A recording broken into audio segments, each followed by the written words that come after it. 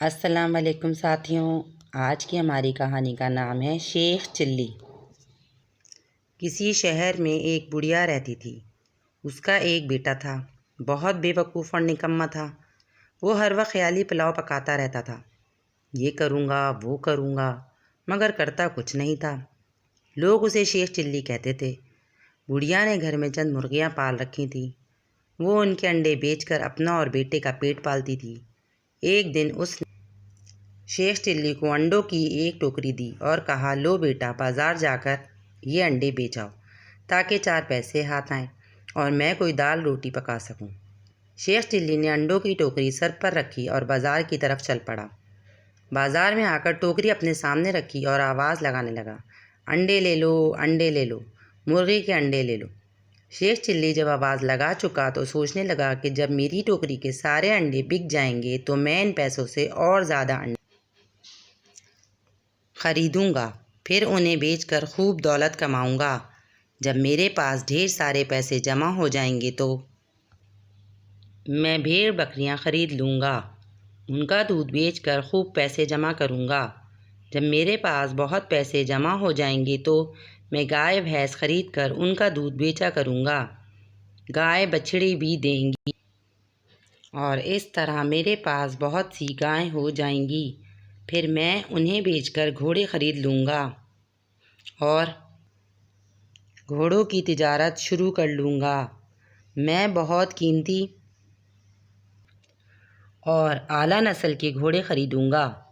میں خوب دولت کماؤں گا، سارے شہر میں مشہور ہو جاؤں گا، لوگ مجھے تحفے دیا کریں گے۔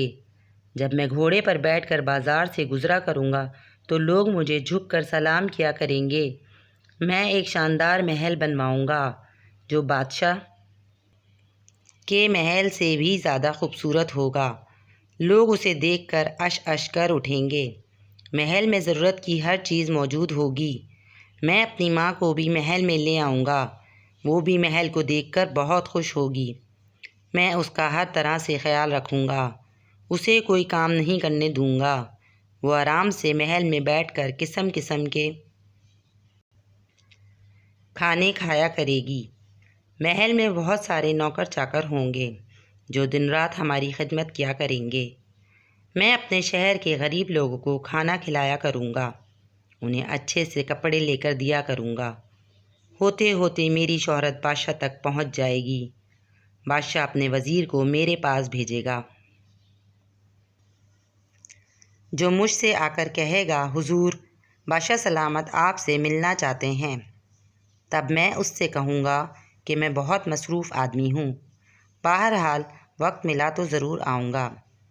میں اپنے 2 قیمتی گھوڑے لے کر بادشاہ کے دربار میں جاؤں گا اور وہ گھوڑے بادشاہ سلامت کو تحفے کے طور پر پیش کروں گا۔ بادشاہ بہت خوش ہوگا، وہ مجھے اپنے خاص درباریوں میں شامل کر لے گا۔ پھر اچانک دشمن کی فوج حملہ کر دے گی۔ میں تلوار لے کر گھوڑے پر سوار ہو کر دشمن سے مقابلہ کرنے نکل پڑوں گا۔ میں بڑی بہادری سے لڑوں گا، دشمن کے سپاہیوں کو کاٹتا چلا جاؤں گا۔ میں اکیلا دشمن کی ساری فوج کو تہس نہس کر دوں گا۔